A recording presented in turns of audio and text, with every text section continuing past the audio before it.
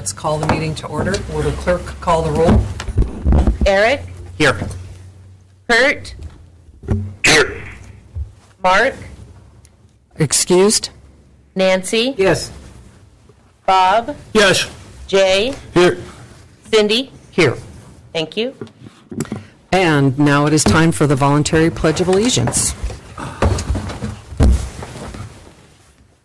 I pledge allegiance To the flag of the United States of America and to the republic for which it stands, one nation, under God, indivisible, with liberty and justice for all. And the first order of business today is a Board of Adjustment hearing. And this is Bill Manish appeal of the Planning Commission's August 23rd, 2016 denial of a conditional use permit to allow a two-family dwelling in an industrial district at 710 South Nordic Drive. And we have a process that we will be following, and I will read that process as soon as it pulls up on my iPad. Try that one more time. There we go. So the process to be used for a hearing on an appeal of a Planning Commission decision to the Board of Adjustment, which is our body right here. The hearing will be recorded. The hearing will be conducted in public session. However, there will be no public testimony taken. The appellant, the department director, and the owner of the property affected by the Planning Commission decision will be the only parties allowed to present argument. The parties may be represented by counsel. Argument will be limited to the legal and factual grounds for appeal as raised by the parties, as are limited to the matters described in Section I below. The appeal shall be decided upon the factual record created before the Planning Commission, unless the board allows the factual record to be supplemented with reasonable provision granted for the other parties to the appeal to respond to any supplemental information. So that will require a motion to allow that information if Bill wishes to include some. Those presenting argument may be asked questions by the members of the Board of Adjustment only. The order of presentation is set out below. The appellant will present the grounds for appeal of the Planning Commission decision. The department director will present her report and recommendations, and the appellant will be allowed time for a responsive argument.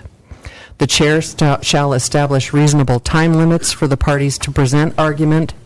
After argument has been completed, the board shall close the argument portion of the hearing and will proceed with motion matters and deliberations to decide the appeal. The decision must be rendered within 10 days after the hearing. The appellant shall bear the burden of proof that the decision appealed was made in error.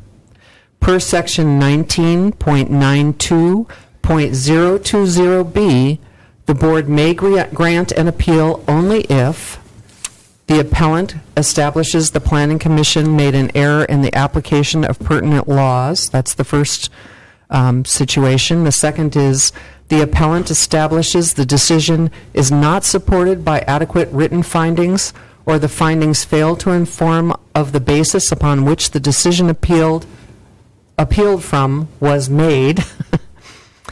3, the appellant establishes the Planning Commission failed to follow procedures, or 4, the appellant establishes there was misrepresentation of a fact.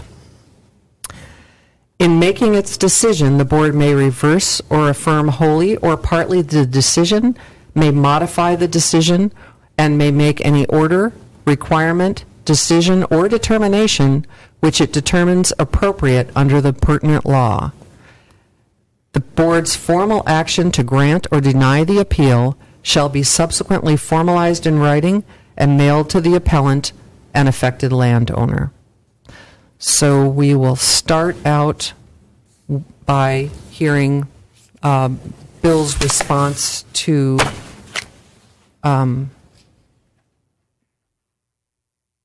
the Planning Commission's decision. Are you there, Bill? I am, but you were very weak. Is there a chance of moving the microphone or something, or can you hear me okay? We can hear you. Okay, I can barely hear on your end, so I don't know if I can hear the other members of the... Okay, if you can hear me, this is in response to your first point on denying my permit. You state the subject parcel and surrounding area are zoned industrial and actively in use of industrial area. Dwellings, especially rentals or vacation rentals, are incompatible with industrial uses and not in keeping with current or intended future use of the area. What did they do? Can you hear me? Clearly. I actually can't hear him clearly. Sorry. I think he's reading off of his appeal. And that's what I was If you going can read along. side. Right. It's letter. Not clear anymore. Hang on, Bill. You're kind of going in and out. Try again, please. Okay, how about now? Yes. Better. Okay, I'll continue with the letter. In the immediate area of my parcel, industrial zones run on both sides of the road going back a block. They run south from 3rd Street to the end of Kristen and Rudder. On the water side, the industrial zones go from the south highway to just past the cemetery. There are beach homes, upper street homes, homes with apartments, B&Bs, and retail space throughout this industrial zone. We say these dwellings, especially rentals or vacation rentals, are incompatible with industrial uses, yet they are throughout this whole area of town. Currently, all of these places are amongst commercial fishing or commercial industrial businesses such as food stores, the Dry Bone Dock, Petro Marine, Yukon Enterprises, Kristen and Rudder, the Coast Guard, Tonka, and the ferry terminal. There are more non-industrial buildings in this zone than industrial. Is it a perfect world? Maybe not. But this mixed use has been here a long time. Noise as a factor was brought up at the P&Z meeting and its impact on a resident. I'm familiar with the surrounding industrial area and that it can be noisy at times. I'm building with the noise factor in mind, using added insulation and using all triple pane windows. When the cold storage was built, extra insulation was put in to cut the noise. All of the industrial businesses are open year-round, have busy times and slow times. It's not noisy all the time. The permit I applied for does fit in with current uses, as I have mentioned above. There are 2 B&Bs just down from my property on the water, a homeless apartment across the street, plus others in the area as well. These areas are sought after by visitors as people enjoy seeing the boats, streams, beautiful mountains, and other things. While commercial fishing will remain the dominant use and focus of waterfront facilities, the master plan recommends that important secondary uses such as recreational fishing, outdoor excursions, and waterfront access be integral to overall Borough waterfront planning. Changing zoning policies to be more strategic about the use of waterfront land for water-dependent uses, focusing on commercial fishing, but also including tourism and high-value residential uses. That's all in your waterfront master plan. The executive summary objective addresses strategies for providing new services and facilities for waterfront activities such as recreation, tourism, private commercial operations. Again, it seems to me a B&B or apartment is a use that falls within these objectives. Visitors coming to Petersburg are looking for waterfront B&Bs and apartments in the secondary uses of industrial zoning. There's a need and demand for these services. That's pretty much the first thing I think.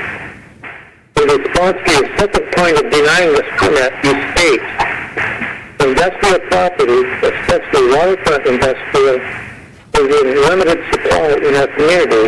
The intended use should be preserved. 710 South Merrick was for sale for 458 days before I became the owner. That's not a long time. As far as intended use, looking at the waterfront master plan, and if you look beyond primary to secondary uses, my permit application falls in that perfectly. The said property for waterfront has limitations on use as waterfront. Unless you were to get rid of the airplane port, my property has no way to be accessed by larger boats. One, you would need the dredge as it is titled, but expanding harbor ports in that area is not likely. As far as moving the airplane port, I don't think that would happen either. There's around a 20 to 25 foot of open water around the end of the airplane dock that splits access into the area. Industrial waterfront zoning is not just about primary users, but the other smaller secondary users as well.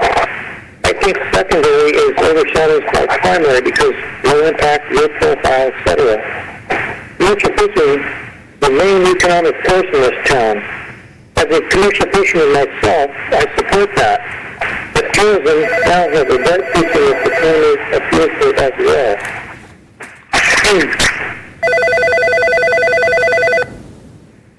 With all the points I am making to question the failure to approve my permit, I need to add one more point in that the process did not address. When I first planned the building, I did not have the B&B apartment included in the drawing. Joe Burton always brought it to my attention, and at that point, once he realized I wanted to put one in, I applied for the permit. Construction had started, but was by no means close to being done. The permit was submitted April 19, 2016. It took until August 24, 2016, 4 months, for a quorum to meet to review my permit application. Early on when I first applied, I was told by the inspector it should be not a problem to have the permit renewed. I did not intentionally try to circumnavigate planning and zoning. I did my best to comply. Most of the planning meeting was about this issue, and there was very little discussion on how to fit in the area and waterfront master plan. I was unable to attend the meeting due to other obligations, and if I had been there to answer that section, I think it could have made a difference on the outcome. Thank you for your time on this matter. I think that after reading and discussing the footprints I've made about my permit application, including the many similar uses in the area, you will agree that my permit does fit in the waterfront master plan. Sincerely, Fred Nelson.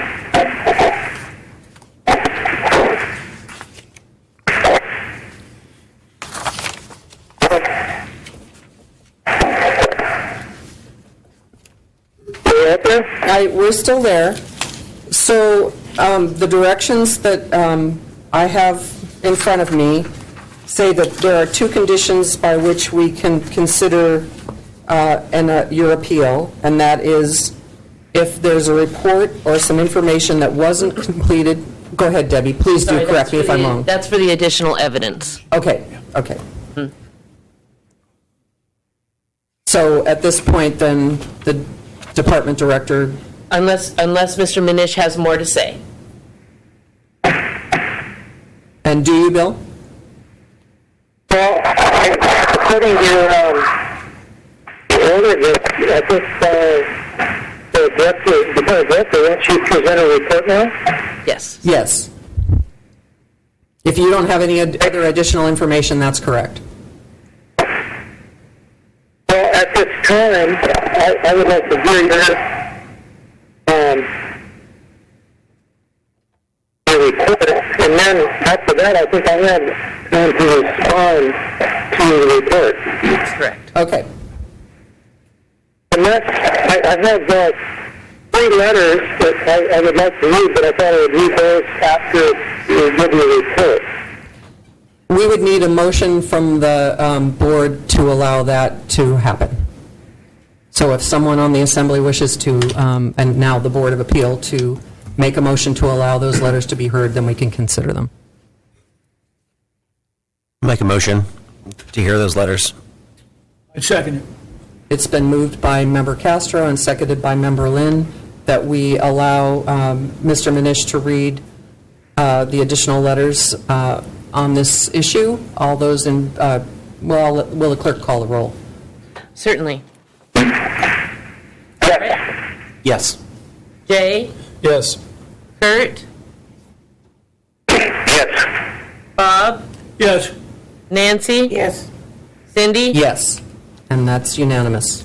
So Bill, do please go ahead. So you want me to read the letter? Okay. The first one is from Waterfront Bed and Breakfast, which is Emily and her husband. Okay. Planning and Zoning Commission. I am writing in regards to the letter that was sent to Government at 17 South Native Drive, Petersburg, Alaska. Being the owner and operator of the Waterfront Bed and Breakfast that sits in the Waterfront Industrial Zone, I found it hard to believe that his request was denied. For the past 19 years, we have operated in this industrial zone, along with the state of Alaska Dairy, the old bottle shop on our left, Kingswood Shipwrights on our right. The building and yard provide a beautiful spot in the industrial area. The guests never complain. Always are excited about what they see going on around them in our harbors. Moving down the street towards town, there's another beautiful bed and breakfast sitting in the waterfront industrial area, looking out at the harbors and boat dock. When we originally purchased our building, we were told by the city building inspector that we had to realize that putting the bed and breakfast in an industrial area meant we as owners could not complain about the noise. We have coexisted within the waterfront industrial area with no problems. I see no problem with another bed and breakfast or guest apartment on the waterfront industrial area. This improves the area where a number of our independent travelers walk and look at the harbors. Tourism may seem trivial to some, but the independent traveler loves coming to Petersburg and seeing our town. I hope that you'll take another look at Bill Minish's request for an additional auxiliary apartment or bed and breakfast. Sincerely, Sammy Corky. The next letter is from, how you doing? Can you hear me okay? Yes, go right ahead. Okay. And this is from Stacy and Jerry Gall, to whom it may concern regarding the City of Petersburg's denial of Bill Minish's continued use permit at 710 South 35. We would like the Petersburg Planning and Zoning Commission to know that use as proposed by Bill Minish is acceptable to us as owners of 2 waterfront lots adjacent to the subject parcel and 3 lots including our residence across the street. These parcels, while situated on the water and zoned industrial, are not readily accessible from the water and are in direct view of 2 homes on the upland side of the road, and an existing bed and breakfast to the south.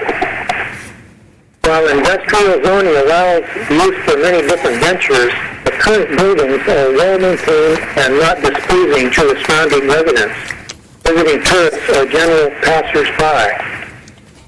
Use of the term industrial denotes work and productivity. But this stretch of property had the best mountain harbor view in Petersburg and are well suited for use as multifamily, vacation rentals, and or tourism accommodation.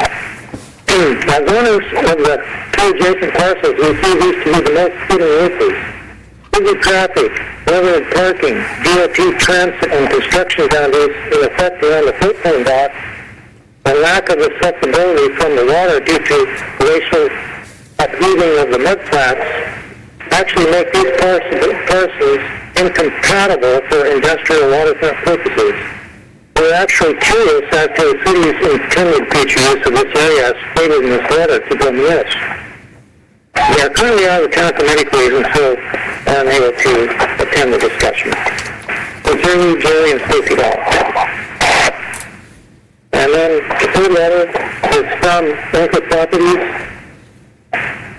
and from Bennett McGrath, for whom it may concern. I've been discussing the issue of obtaining a conditional use permit by Mr. Minish and his property located at 710 South Road, and would like to add my professional opinion of value on the matter. I have read over the thoughtful and well-written letter from Ms. DeVille to Mr. Minish dated August 24, 2016. On this issue, I have a few issues with the letter. 1, the code that was cited in the 2nd paragraph of the letter is in reference to SFR dwelling properties. The subject property is zoned industrial. The permitted uses under an industrially zoned property encompass Mr. Minish's intended use of this property. It is my understanding Mr. Minish only intends on a one-bedroom apartment and class 2 taking dwelling in addition to his residence upstairs. In reading the code, I feel it would be reasonable to assume such a use would be permitted. Under 19.44.040, one would think that Mr. Minish's intended use of his property would easily fall under any of the four listed exceptions to industrial zoning. While industrial properties are in fact limited and in short supply in our town, Mr. Minish has greatly enhanced the overall appeal and value of the area by building what he has on his property. Originally, there was a very dilapidated garage that sat on very little ground off Moody Drive. Mr. Minish, after seeking and obtaining approval to do so, has greatly improved the subject parcel, thereby adding to the community's industrial look and increasing the value of the area properties. Additionally, kudos down to the south of the bed and breakfast that has over 3 bedrooms for rent and is similarly zoned. As a realtor and somebody who keeps abreast of area properties and market analysis, I feel that Mr. Minish's use of 710 South Nordic should be allowed and permitted to be what he has applied for due to the increase in value of his work to the property, as well as supporting businesses used nearby.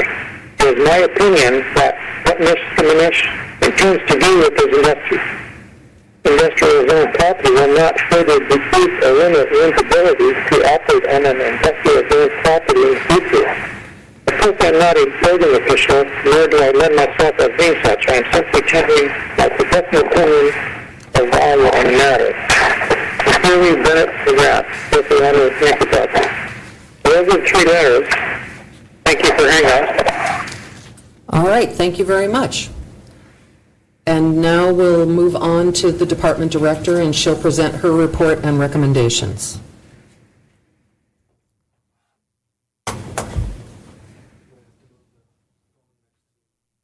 Yeah, do you want to do that? Oh, do you think? It should come across with the mics, but maybe not. Bill, can you hear me? Guess not. We're trying to make sure you can hear Bill.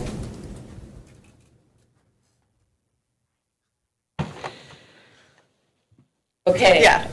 How's this, Bill? You hear okay? I hear you fine, thanks. Okay.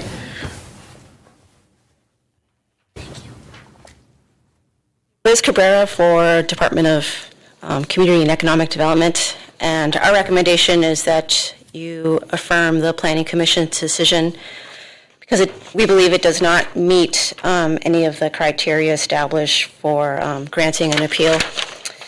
It's unclear which of the criteria the appellant is actually addressing in his appeal, but based on the information he provided, we think he's addressing the first criteria, which is the appellant is trying to establish there was an error in the application of pertinent law. The appellant claims that the Commission erred in finding that the requested conditional use is incompatible with existing current uses because there are other residential dwellings in the industrial zone. We find that in its deliberation, the Planning Commission noted that there are existing residential dwellings in the industrial district, and these are allowed as a permitted use under the code as caretaker and watchman dwellings, and that's under Petersburg Municipal Code 19.44.020L. The applicant has also been granted a building permit to construct a caretaker dwelling under the same provisions of this code. The Commission is also tasked with allowing a use where the use will be in keeping with the uses generally authorized for the zone in which it is to take place. In its findings, the Commission notes that the subject property is adjacent to a well-developed industrial facilities such as the commercial drive-down dock, bulkhead, and the cold storage, which operate 24 hours a day, 7 days a week. The Commission determined that residential uses are not compatible with ongoing active industrial uses. During deliberation, the Commission provided examples where industrial operations in Petersburg have been curtailed due to noise or other impacts on nearby residences.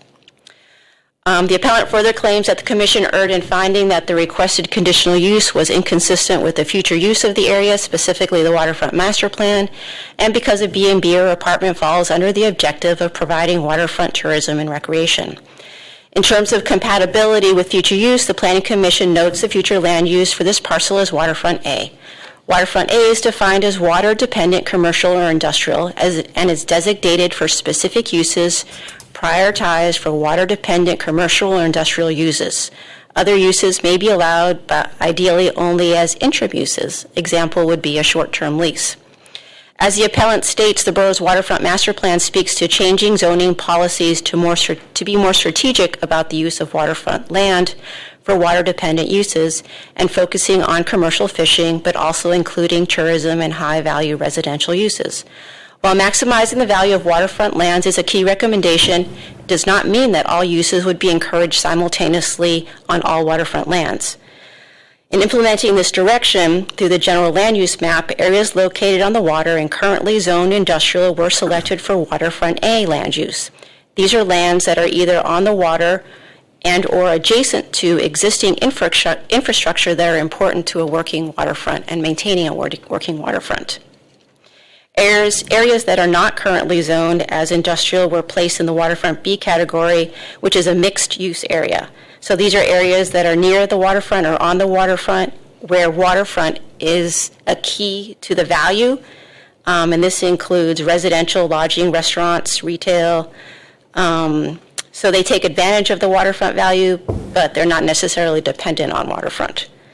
So in effect, the desired future condition is to respond to public concern raised during the comprehensive plan process to ensure there is sufficient industrial waterfront land for current and future needs of industry and commercial uses that are water dependent, and at the same time to allow a greater variety of uses on all the other waterfront lands to maximize the value of those lands.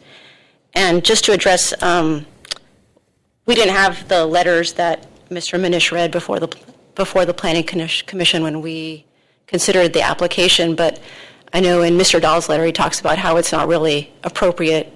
The area is not cited for water dependent because it's the tidelands are right there, so it's not really suitable for that. But those lots are adjacent to the drive down, which is a direct tie to waterfront, and I think that's what lends them to be relevant for industrial uses. So a lot of our places, like if you look at, for instance, Wecon Enterprises, well, they're not on the water, but they're connected to the dock there. So there's actually a tie to the water adjacent to that property. There's infrastructure in place, industrial infrastructure in place that ties the lot to the waterfront.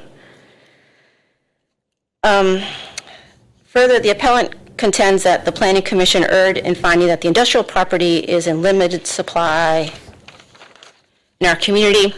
The appellant did not provide factual information to the Planning Commission regarding the number of days the property was for sale prior to its purchase.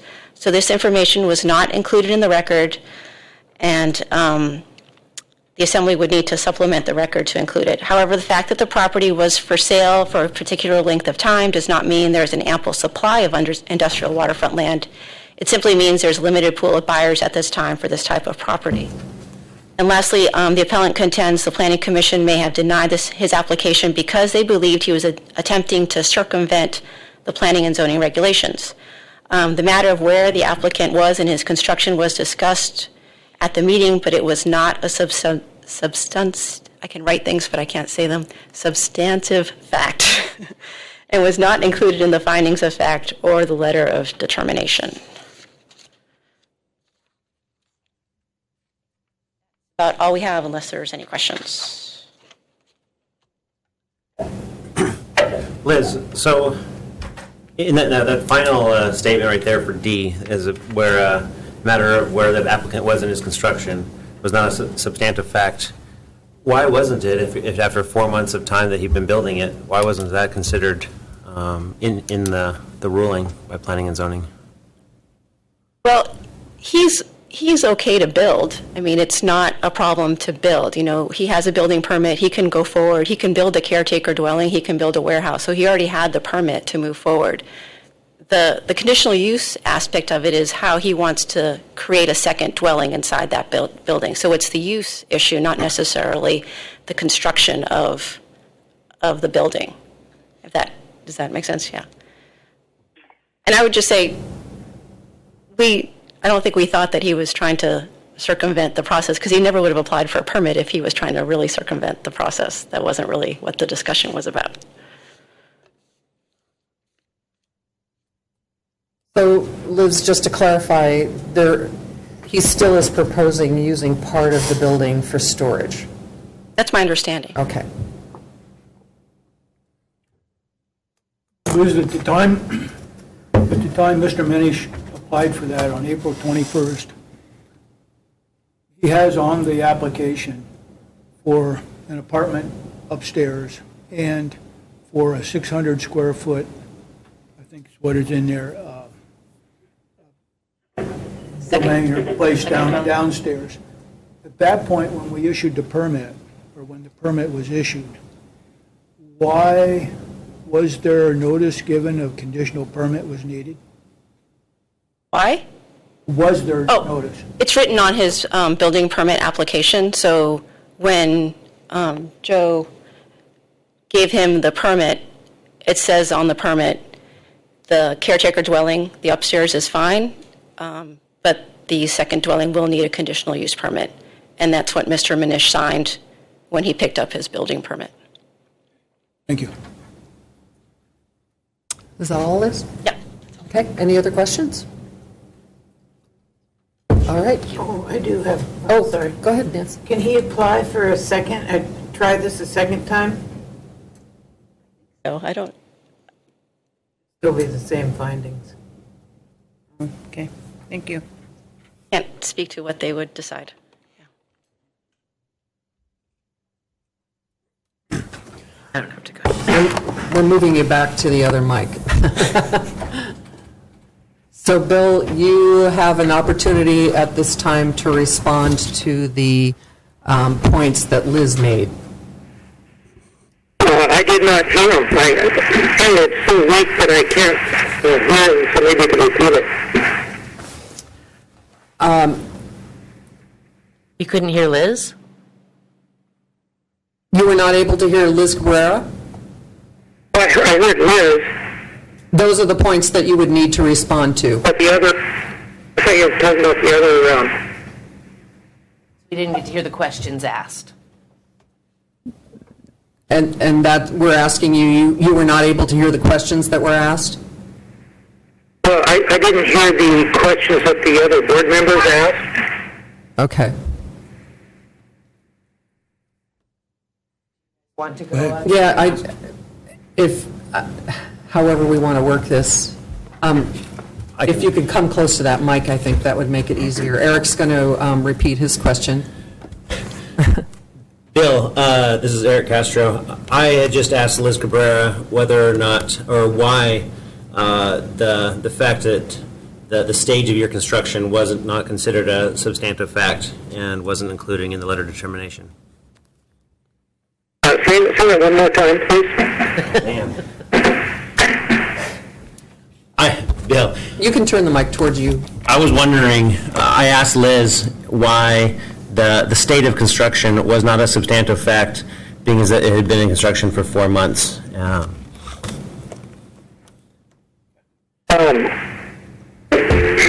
took 4 months to have a forum for a meeting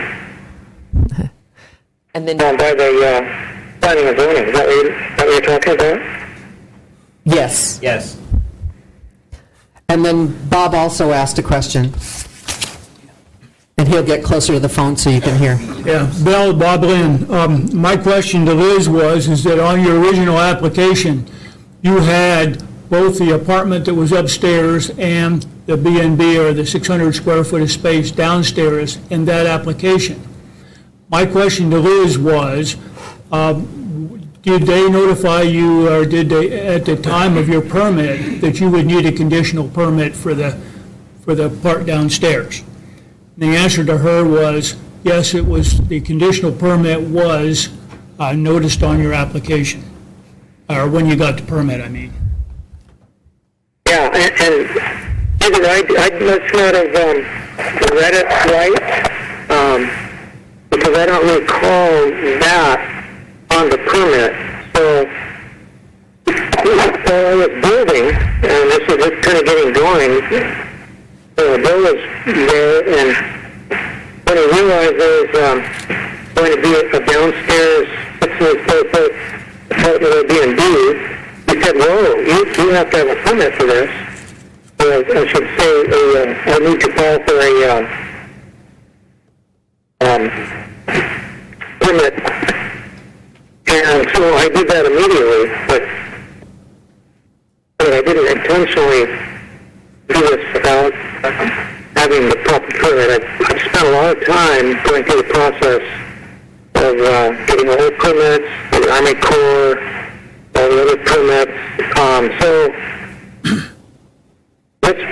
I'll call it an oversight by me, but it was not an intentional one. I had no, I definitely didn't want to, I'm not trying to be sneaky or anything. This was, I'll call it an oversight.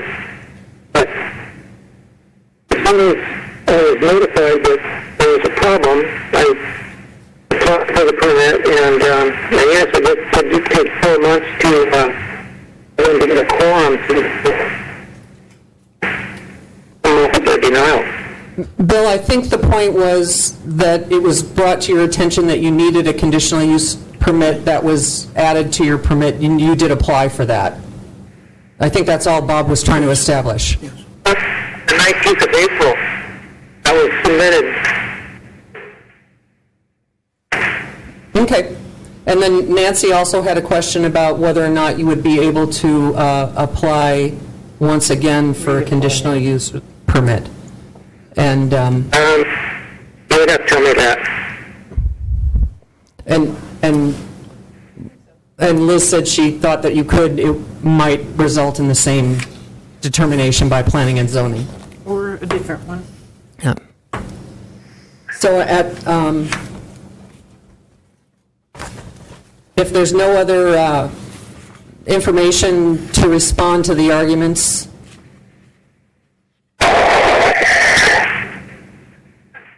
Madam Mayor? Yes. Kurt Jr. here calling. Sure. The heartburn I'm having right now at this point is that Mary Branson built that Minnesota B&B with the intent of renting skips, which I don't believe he ever intended on doing. I know plenty of people that have built up these caretaker warehouses with never any intentions of taking care of a warehouse, always with the intentions of doing something differently. Now all of a sudden we're shifting gears on a very limited piece of property that only has access to the drive-down dock, and we're saying that this fellow can't move forward with an enterprise that's going to bring money into this community, seeing how we're so concerned about raising funds. And so my heartburn is, what are we going to do with these people that have already circumvented the system, who don't have warehouses in which to caretake, and who, under false pretenses, and we can even go one further down to the house on the very corner that was going to be a jewelry shop at one point that has never been opened as a jewelry shop. And of course, it's not being used as a B&B either, but it is a home that they occupy once in a while. So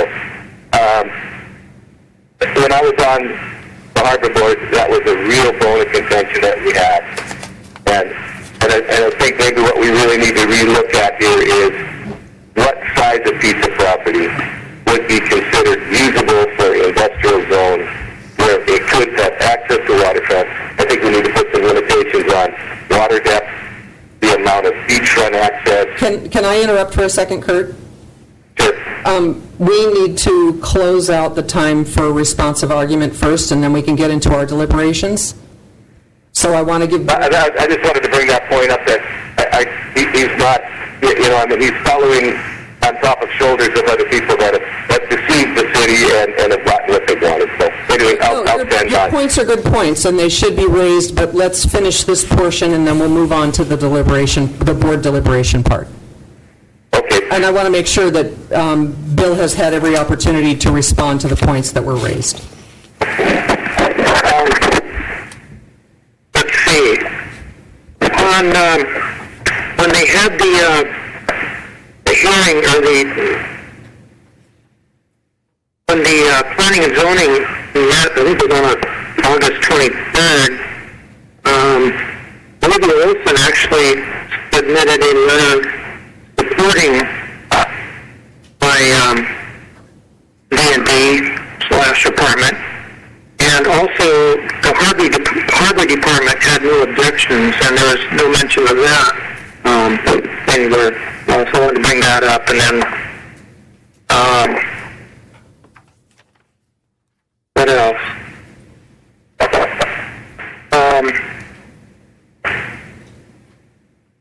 It seems like also in that meeting, there was a lot of time spent on,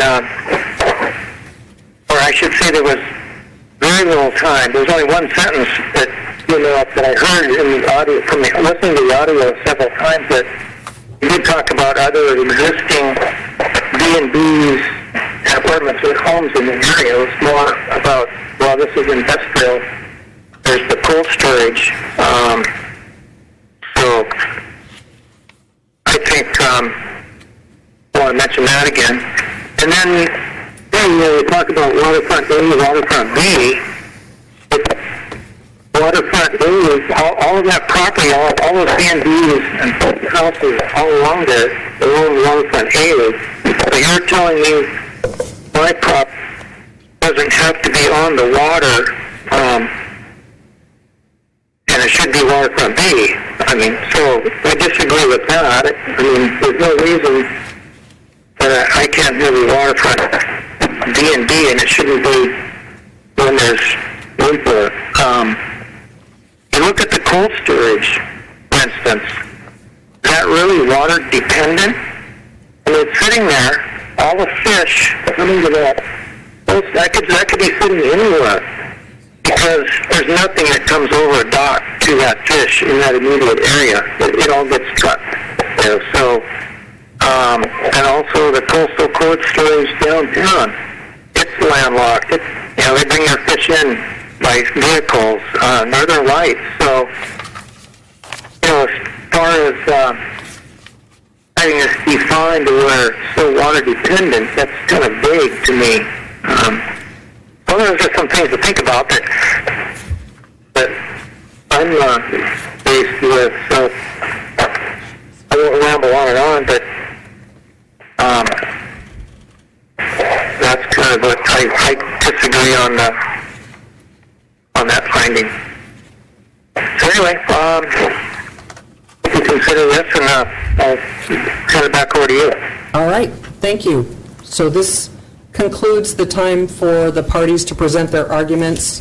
It is now time for us to deliberate on the appeal, and we have 10 days in which to do so if we wish to take that long. What's the pleasure of the board? Is there any further discussion amongst ourselves? And Kurt, did you have any additional that you wanted to add? Well, I was wondering, are we going to try to make that determination today, or will we have a later special meeting in which we can discuss this either privately or in public? What's the pleasure of the board? My personal feeling is Mr. Manish has had to wait for planning and zoning. If we can resolve this, I would like to have it resolved today. I agree with that. Yes. If you guys feel like you have all the information, and I don't have any problem with that, but if you never did get a chance to listen to the audio of the planning and zoning meeting,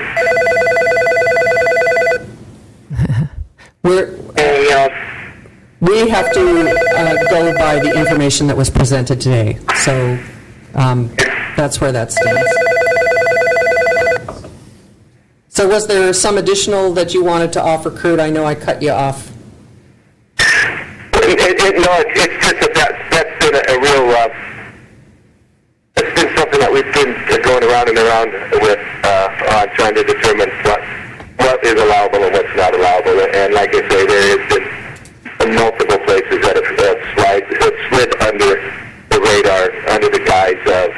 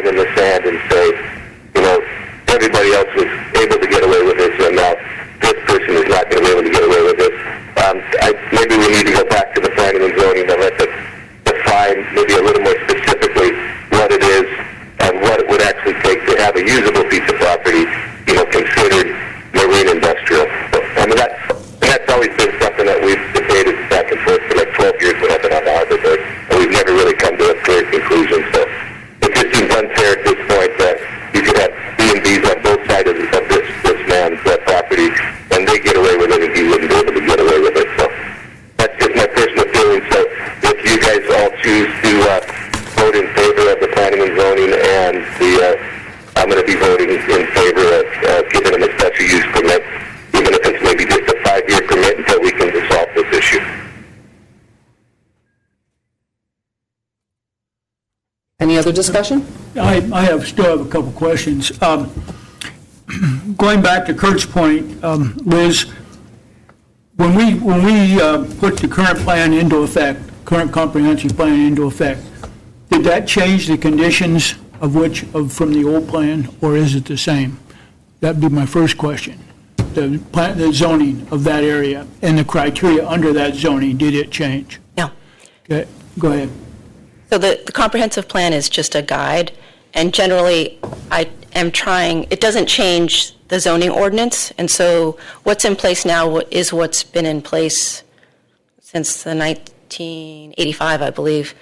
I include information on the comprehensive plan in the findings for the Planning Commission so that they know that, this is the direction that we're trying to head. So I generally include, in the land use plan, this is, the designation for this piece of property. So they have a sense of, this is where we're heading. Are we still being consistent with the general direction that we want to go? But it doesn't affect the conditional use, what's allowed under, permitted uses, the caretaker dwelling, and it doesn't affect what's allowed under conditional use and any of the criteria or anything else that the Planning Commission uses to make those determinations. Is that? The second part of that question is that the other businesses down there, they have, when they built, and that's going way back in history, and I agree with Kurt, is that there's multiple uses in there. Were those permitted, or did those just occur? Some of them are pre-zoning, so some of the residences are pre-zoning. Some of them, I believe, are caretaker dwellings. We don't have a definition of what a caretaker dwelling is in the code. So if someone comes and says, I want to build a caretaker dwelling on this industrial property, we have no way of saying, well, that's not really a caretaker dwelling because it doesn't meet this criteria. We don't have any criteria. So we basically have to say, okay, it's a caretaker dwelling. So when you see houses being built in the industrial zone, it's a permitted use as a caretaker dwelling. And then once you have a residence, a B&B can evolve because there's a definition of what a rooming house is, and that's defined as 4? 3? 3 or more rooms being rented out. So if you're renting out 3 boarders, right? So if it's 3 or less boarders, then you can have a B&B in your residence, and that's not going to fall into the criteria or get you to the level of needing any kind of permit for that. So I'm not sure if I've almost forgotten your question now, but but it's a combination of non-conforming uses and basically the caretaker dwellings that are not defined, which has kind of led to that patchwork of uses in that area. I guess is the answer. Okay. Any other comments or questions by the board? Nancy? I'm not clear about the caretaker dwelling. The apartment upstairs is a caretaker dwelling? And someone's going to live there? Yes. And caretake the warehouse. Is someone in that caretaker dwelling all the time? Don't get into any of that. Because maybe the caretaker dwelling needs a caretaker from time to time. Would that make any difference? Okay. There's no standard as to what a caretaker dwelling is or how often it has to be used as a caretaker dwelling or what size it can be or even what it's caretaking. So you don't really necessarily have to demonstrate that it's caretaking anything because there's no definition of it. Liz? Kurt mentioned something about a 5-year conditional use permit. Is there such a thing as a short-term permit available, or is this a... The Planning Commission, when it issues conditional use permits, the permit goes with the property. So it really doesn't matter who owns the property. The permit runs with the land. It's worth checking with the attorney. The Planning Commission has done things with home occupations where it's said we're going to review, this permit's going to sunset in a couple of years, and at that point we'll review or in some cases, they have said, we'll just review this in a couple of years to see how it's going. I would add that in this case, I don't think the Planning Commission is thinking that Mr. Manish per se is going to have a problem. You know, it doesn't usually happen, or a conflict doesn't usually occur because he already knows what he's buying into. I think what we're looking at is the long term, and this is what one of the concerns of the Harbor Board was that got raised during the deliberation is, you know, when you're 2 or 3 owners down the road and then you start adding another industrial use, well, this person just paid X amount of dollars, you know, to buy, let's say they paid $1 million to buy Bill's B&B, and now we're going to allow, you know, a fiberglass manufacturing shop next to it. And I think you don't do any favors to the industrial business, and you're not doing any favors to the B&B by creating this inherent conflict. And for the Planning Commission, sort of being on the front lines of seeing those conflicts, and a lot of the conflicts were based on decisions that were made 20 and 30 years ago and now are coming to the head. And so that's sort of what they bring to the conversation and kind of their experience and they're bringing forward. And I think that's what, when the Harbor Board says, you know, we're concerned because there's 24/7 operations going on near this parcel, that's what the Harbor Department was referring to, is that we're concerned because this is an industrial area. And I feel like I'd be remiss in not saying something about the cold storage. Mr. Manish brought up that the cold storage added sound dampening walls and things, but the cold storage didn't add those by choice. The cold storage was directed by the then City Council to do that because of the complaints of all the neighbors for the operation. So, you know, X number of dollars that they spent doing that wasn't done because we thought it was a good idea. It was because we were basically directed to do that. But to be fair, those residences were there before the cold storage was instead of the other way around. Right, and but to be fair, the cold storage is in an industrial zone. I agree. So I just want to play devil's advocate here so we flesh out the argument, because I do... Yeah, and I think you're right. That's the point, though. I think if we're bringing new uses into that industrial area and you have already established residential uses, I think it's more likely to cause a problem. Whereas I think with Mr. Manish, you know, he already knows what the area is. I don't necessarily think that he's going to have a problem with it because he's moving into the area already the way it is. It's when you bring change in, and I think that's what the commission has experienced too, is when you sort of bring change, that's when some people get a little bit more concerned about what's happening. But as I look at the code, a multifamily dwelling is actually a permitted conditional use. Conditional use, yep.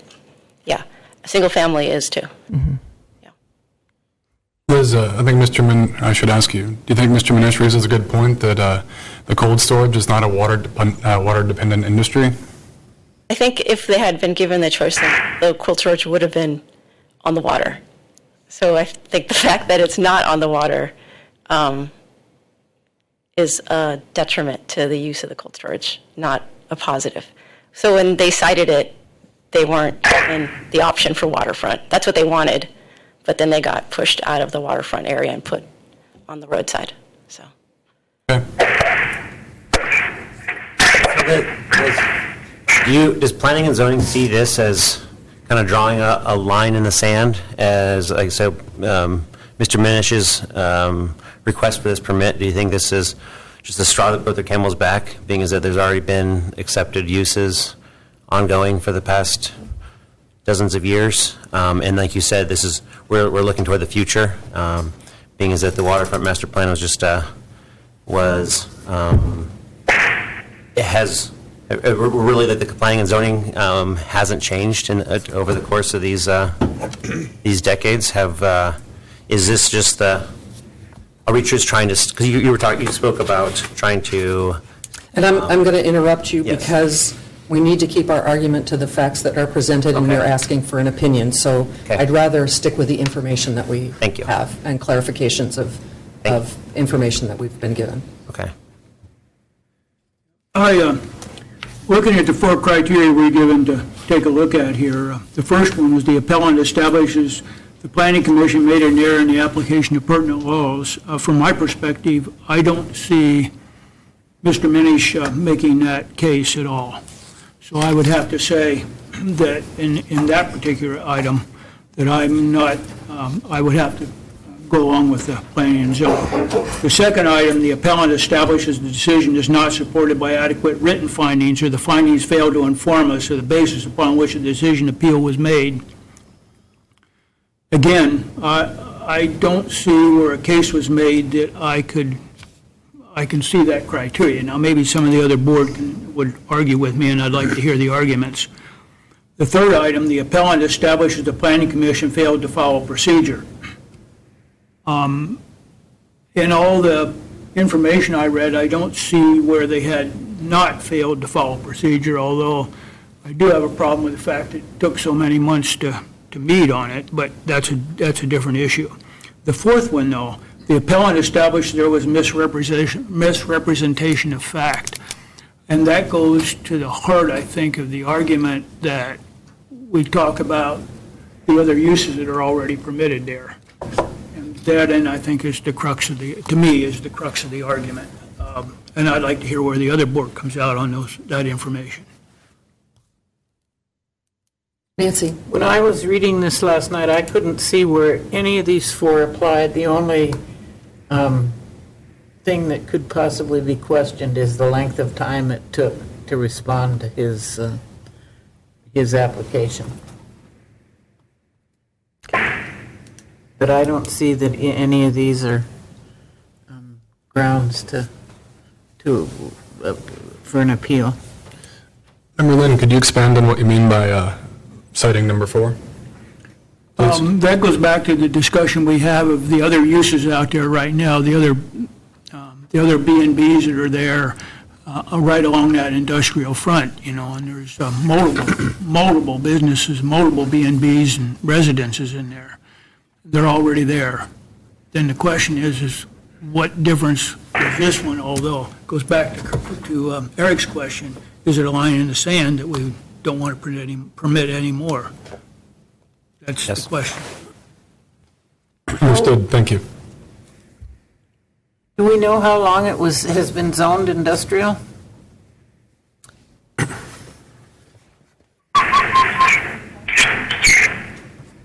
Probably since the 80s.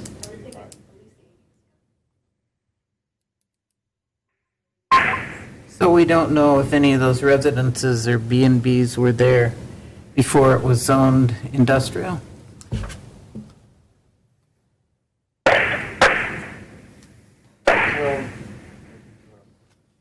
I don't know if this would help support any of the argument at all, and I hope I can stay on task here, but I do know of a couple of B&Bs that were built under the guise of going to be fishing related that were built after 1980s.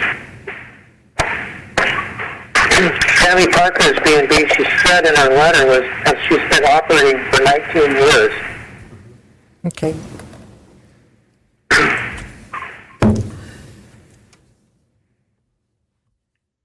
In short, I think you raise a really valid point, Member Lynn, using number 4, given the historical context of it. I'm inclined to grant the appeal based on that. If I may, what is the fact that's being misrepresented by P&Z? The Assembly might want to clarify that very clearly, because if that's the basis, what facts did P&Z misrepresent when they made their decision? I think that, am I reading that properly, Liz? That's what that means. And I guess the thing that I'm wrestling with... Did P&Z basically say something that was not true or mislead anyone? And to weigh in on that, what I'm wrestling with is looking at the document that the Planning Commission minutes. They talk about the use of the building changing. He has changed the number of dwellings that are in that unit, but it still is described as a place that is going to be storage, and the footprint of the building isn't going to change. So I'm trying to figure out where that tipping point is. And to me, that would be the place where potentially the Planning and Zoning Commission misrepresented that the use fundamentally was changing because he was adding one dwelling to that building, but he has not removed the desire to have storage in that building. Agreed. So I would need, yes. Yeah, I just want to, that's your, speak to the commission's, I'll tell you what the code says and why. So if I understand what you're saying,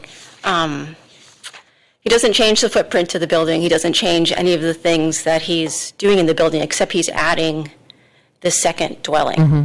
So under permitted uses under the code, we've already talked about the caretaker dwelling is allowed. So that's the upstairs. The storage is allowed, obviously. Mm-hmm. You know, you can have a garage, you can have storage, whatever. So where it goes into requiring the permit and where it passes that threshold is when you add that second dwelling. Mm-hmm. Because it's not that the Planning Commission is erring and saying, you didn't change the size, so then you don't have to have the permit. What the Planning Commission is saying is you've changed the use from a caretaker dwelling to a two-family dwelling. And so then it crosses from the permitted use, the caretaker dwelling, to the conditional use, requiring the conditional use permit into the two-family dwelling. So I guess I'm either not understanding what you're saying as far as what misrepresentation of the fact is. It's pretty black and white to us. Well, what I'm saying is what you stated is correct, but that conditional use is permittable in that area. Only with the conditional use permit. Correct. Yeah. But my understanding is he did, in fact, apply for the conditional use permit. Yeah. I guess I'm... Under the conditional use permit, it says the commission shall consider the suitability of the property, the character of the surrounding property, and the economic and aesthetic effects of the proposed use upon the property and neighboring properties.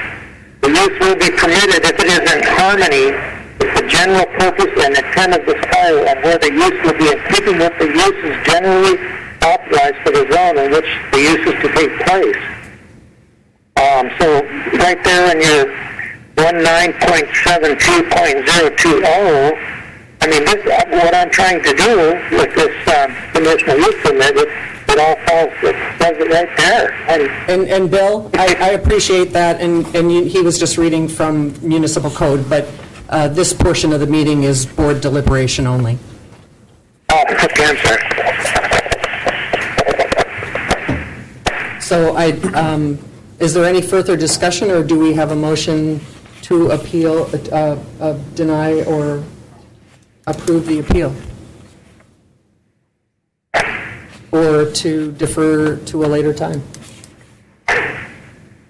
Sure, Steve, go ahead. But just so that the Assembly knows, regardless, if you choose to overrule the P&Z's decision, you probably need to say which of those four we're addressing, and go into detail on that, okay, so that that's included in the note.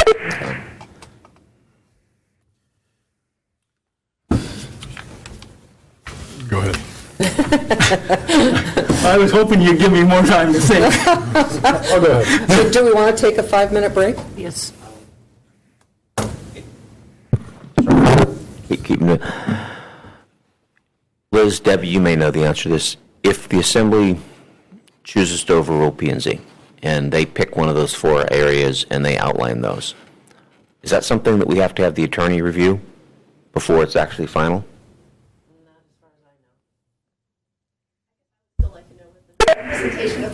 Right. See, that's what I was saying, is that I'm not taking shots at the Assembly, but I don't want to put you guys in a bad spot either, that if you go that direction and it's not upheld, in other words, the attorney looks at it and says, well, I'm sorry, that doesn't fall into that category, then I don't know where that leaves us. Well, I think the thing to consider is, are we setting a precedent? Again, I'm not trying to lead the Assembly one way or the other, but if you chose one of those four reasons as the reason to overturn P&Z, it may be one of those that we have to subject it to the borough attorney to look at it, for her to say, yeah, that meets that criteria, or no, it doesn't. I just don't know. I think the code allows Bill to pursue that further in a legal fashion if he wishes to. I don't think that we have to have the legal review. No, I'm actually saying, does the borough attorney end up having to overrule you guys? I don't think the code says that. I was just reading that.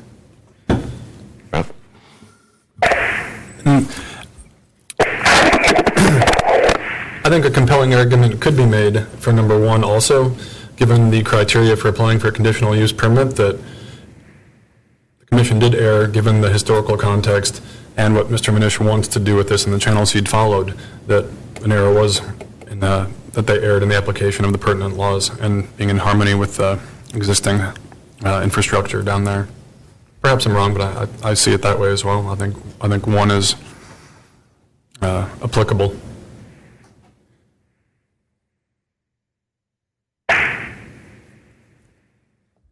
My hang-up comes back to the same place I think that Kurt was, is that we have those uses now there already occurring down there. And even though the code may say that you can't, not to do it from here on out, not to allow that second apartment, we've already, in my mind, established that precedent. The uses that are currently permitted there. So what's wrong with what Mr. Minish is proposing versus what's already there? But that's where my mind is at. And maybe another side to that is that we go back to P&Z and we ask them to take a look at the question. I don't know. I'm thinking out loud here. So we're given these 10 days. Is there an ability to be able to reach out to P&Z and have them deliberate on this by an answer to Mr. Lynn's question? I think at this point, we're considering the information that's presented in front of us and making a decision. Madam Mayor, may I make a motion? You sure may. May I make a motion that we permit Bill to, or allow him to have a conditional use permit to do what he'd like to do on that piece of property, until we can send this back to the planning and zoning and have them give us a much more clearer definition of what will be allowed in the future. So if we're, as Steve said, if we're overriding the Planning and Zoning Commission's decision, we need to choose the condition that they did not meet and provide a little meat on the bones so that people understand our logic trail. That would be the condition number 4 that Mr. Lynn has brought to our attention. And what would be the misrepresentation? That it's already been allowed before.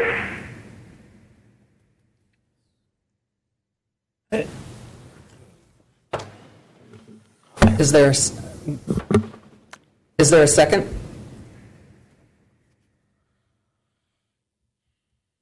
Hearing none. Okay, Steve, go ahead. I'm not an attorney. I do not believe that the Assembly has given any details yet that qualify as a misrepresentation of fact. Okay. Again, I'm not an attorney. I don't know how. If that's what the Assembly chooses to do it, I'd highly recommend taking your 10 days and using that to maybe vet that decision through the borough attorney? Again, I'm not, I could be totally wrong, but I don't believe that's a misrepresentation of fact. Mr. Manager. All right, how about for number 1 then? How far outside the box is I reaching? Oh, man. Wow. In my mind, I see that one, but I'm also not an attorney. Possibly. I think Bill mentioned some parts of the code there that referenced. I did not attend the P&Z meeting where this was discussed. So, I mean, Sorry to put you on the spot. no, it's okay, Yeah. it's okay. I can't. I just don't know. I mean, that would be, I mean, Liz might be able to better speak to that since she was at the meetings, but, you know, that would be, did they they apply the law? I think they did, but is there a lot of vagueness in our existing zoning? Oh, you bet. That's my point. Yeah. And the question is being vague, is that an error? Because it specifically says made an error. That's, you know, eyes of the beholder kind of thing, meaning Point taken. you could say it's an error, they could say it's not, and you could both be right. You know, that might be, again, back to where the attorney has to weigh in. And the part of the code that we're talking about is the 19.72 that talks to conditional uses for Correct. for that situation. Procedural question, if we were to take the 10 days, then we would have to come back into formal session in before, and we'd meet the same criteria, that you'd have to have 4 or more people here present? Correct. All right, I'll try another motion, and I'll move that we take the 10 days and that we reconvene and after we've had a chance to look at this in more detail. Second. It's been moved by Bob Lynn and seconded by Nancy Strand that we take up to 10 days to consider this appeal of the appeal, or no, the appeal. Well, is there any discussion? Hearing none, will the clerk call a roll? Jay? Yes. Kurt? Yes. Cindy? No. Eric? Yes. Bob? Yes. Nancy? Yes. And the motion passes 5-1. So did you hear that, Bill? I did, yes. Okay. So we will be getting back to you. The conditional use permit passed 5-1. No. But that was a very positive spin on the discussion. We'll be getting back to you within 10 days, and we'll be having an additional discussion on this and closing out our decision on your appeal. Okay, thank you very much for taking the time to go through this. And thank you for bearing with us over the telephone. All right. Cindy, this is Kurt here calling back. Hey, on Friday when we canvass the elections, is there an opportunity at that point, or does this have to be a public discussion? Yes, Steve. What I was going to suggest is that, if Debbie and Mindy can pull together some kind of the transcripts of what occurred here today, we will get that to Sarah. She knows these 4 rules, and basically we'll see. She can give us an opinion. Where the things that the Assembly has brought up, do they fit into one of these categories in a way that would allow the Assembly to go that direction? All right. We'd love to have it done by Friday, so that would be an option for not having to do another special meeting, but Debbie's buried. And has an election to run tomorrow, so everybody can Yes. vote. So Kurt's question was, could we, or was it your question? Kurt, Could go ahead. roll this into the canvas meeting? That would be excellent. And if we could get something from the attorney, would that be possible? Do my best. We will do our best. Yes, I would try to do it during the canvas meeting. That makes sense. All right. Cool. So at this juncture, I am going to call for a 5-minute break. Do we, Cindy, we need next time. I like things linear. That didn't fit for that with me. No, it did not. I hear the phone ringing. Is that Kurt calling back? You should still be there, hopefully. No, I don't know. Kurt, are you still online? Or just a different line? Yeah. Kurt, are you still there? Maybe taking his 5-minute break still. Maybe. Yes, I'm still here. Okay. Yeah, no, still here. All right. I'm going to call the meeting back to order. And we are just on to the approval of the minutes, and we have meeting minutes from August 1st, August 15th, and September 6th. And if there's no objection, I will ask for approval of all three at the same time. Do you have a motion to approve? So moved. It's been moved by Jay Stanton Greger, seconded by Nancy Strand, to approve the meeting minutes of August 1st, August 15th, and September 6th. Are there any changes or additions? Hearing none, all those in favor say aye. Aye. Opposed?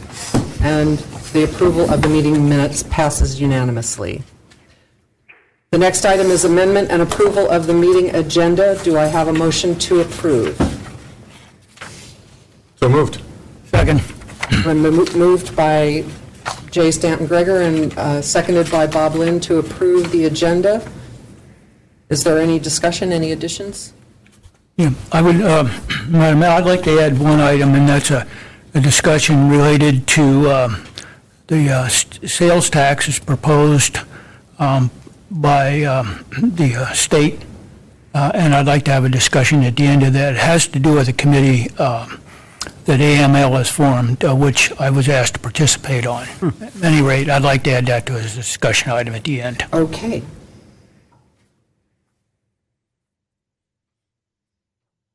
So all those in favor of amending the agenda as requested by Member Lynn? Aye. Aye. And the meeting agenda is approved. We do not have any public hearings at this time, nor do we have any bid awards. So the next item on the agenda is visitors' views related to the agenda. Is there anyone that would like to speak to items on the agenda? You choose who comes up first. We have two.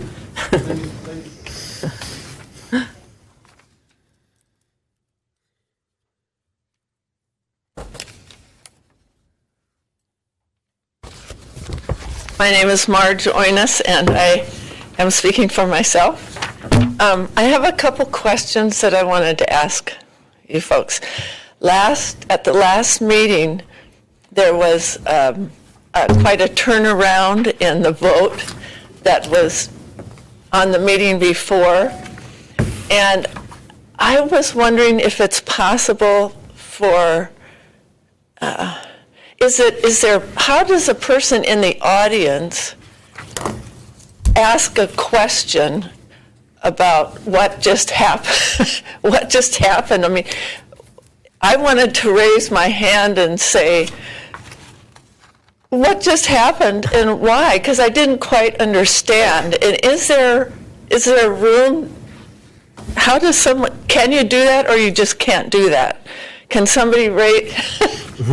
There isn't really a process for doing that. However, you make a good point that when we make a change in how we are proceeding, that we should do a little bit better job of explaining our rationale for making a decision. Okay, that's yeah. helpful to the public. So that point is taken. Thank you. That would help. And I wanted you to know Nancy came up a couple days ago and asked me about, I forget what her question was, but we talked about that. It was today, right after the meeting. Okay. I just thought, what? And she tried to explain it, and I just don't get it that well. So I'm going to talk with Debbie and Jody sometime just to understand what went on. And the other thing is, you're always welcome to approach any of us personally after a meeting, or even to send an email through Borough Mail and ask that question. Oh, okay, yeah. We're public servants, so we have to respond to you. Okay, thank you. Then, let's see, that was it. Then the other question I have about the ordinance that ordinance 2016-11 about excise taxes. Who is responsible for making sure that the marijuana cultivation facilities and establishments and retail stores are following the federal, state, and borough laws? Who is responsible for that? Lots of different people, if I may, I'm sorry. Please do. Okay. Federal law obviously is responsibility of federal law enforcement as far as enforcing their rules. And do they have someone here who does that? Do they come? No, they come occasionally. Oh, okay. Chief walked out, but we have FBI and DEA folks come to town on occasion. In the case of, and I'm assuming that I know what you're speaking at, so correct me, but in the case of marijuana issues, Yeah. There are some federal guidelines, and that's probably a vague way to say we don't really know exactly how they're going to do things, but they've issued letters that talk about how they will enforce federal law in places where marijuana has been made legal. And there's basic guidelines. U.S. prosecutors use those guidelines because they come from their far-up boss as ways to decide which cases they'll prosecute and how they'll prosecute. But to get into really, really low-level details with them, you'd almost have to talk to the U.S. prosecutor's office to get specifics. At the state level, on marijuana, it's primarily going to be done by the Alcohol and Marijuana Board. It'll be treated in many ways, I believe, as like they do today with, violations of, people selling or operating a liquor store or a bar. Now, do they come here, and then do they leave a record here that's available to the public? I don't know. I know there's stuff available on their website at times. They are a public entity. They have to report on what they've, if they charge someone, that becomes public information. The right person to talk to about that would probably be Kelly, our police chief. Okay, the police. He could tell you when ABC, formerly ABC, I'm not sure their new initials, but the Alcohol Control Board, what do they inform local law enforcement of? They don't necessarily tell us when they come to town, but I think they do in a lot of the cases. Okay, and then the borough? Borough-wise, kind of depends on how this initiative turns out. I mean, locally... Well, understood. But our police force in some ways is the prime jurisdiction on if we have a marijuana ordinance in those aspects of it. But it also can morph into the community development area from a standpoint of either zoning or planning if the Borough Assembly elects to go that route at some point. Generally, it'll be the police department, and basically what we're hearing from the state is there's not going to be a whole lot of prosecution of those. So, we'll see. No, I'm not. I understand about that. But if there are rules for the different facilities, are those rules?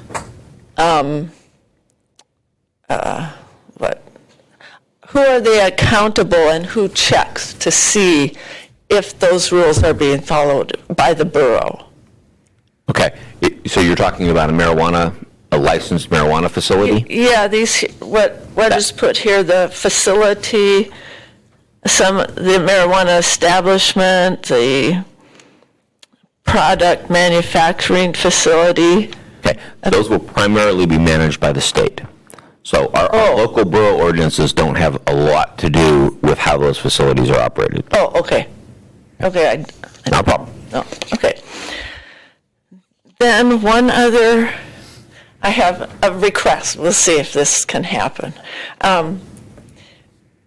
Would it be possible to have stated in the minutes of this assembly that there are assembly members that have expressed that they would like to see something like the following implemented, and that's relating to what I asked a month ago, that the addition to this ordinance that up to 50% of the excise tax can be given to organizations in the Petersburg Borough whose purpose is to provide health care and/or programs for the treatment of addictions.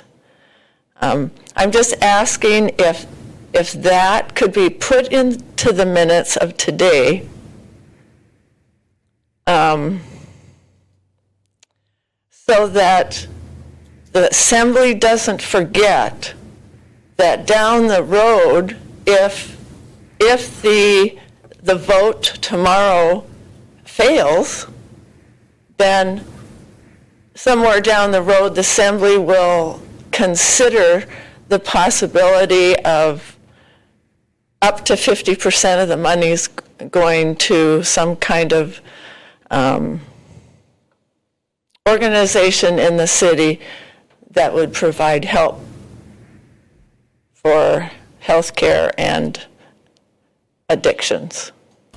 Am I making sense? You are making sense, and I've had this discussion with the finance clerk who was wringing her hands and going, oh no, I'm going to need to put in another line item in the budget. So we've had that discussion about how best to track that, and your comments will be included in the minutes. And Jody, do you have any more that you might want to add to that? I don't know how you track those individual intents. Yes, microphone.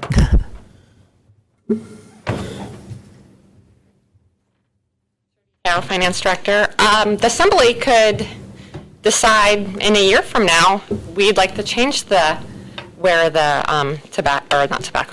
marijuana excise tax goes, and by ordinance change it.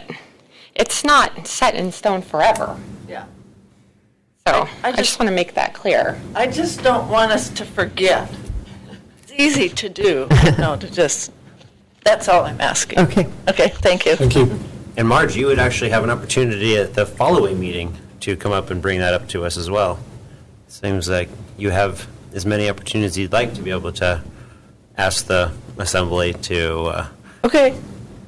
revert their ordinance rule. I just don't want to become a nag. Too late. Well, at budget time, you can hold our feet to the fire.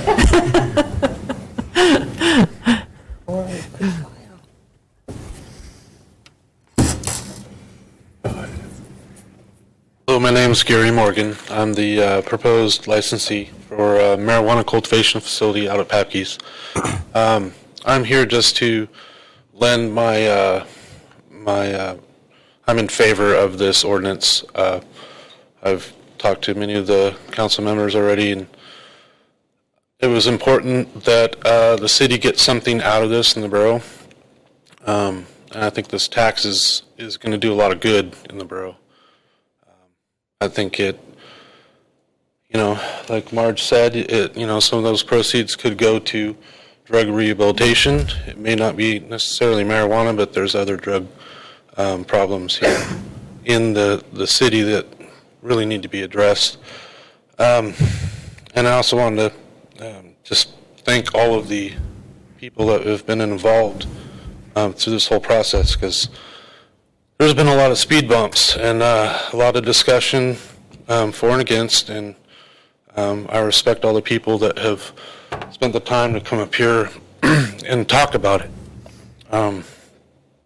So with that, I thank you all, and we'll see tomorrow what the people decide. Thank you. All right, thank you. Is there anyone else who would like to speak to items related to the agenda? Seeing none, we'll move on to visitors' views unrelated to the agenda. Brian?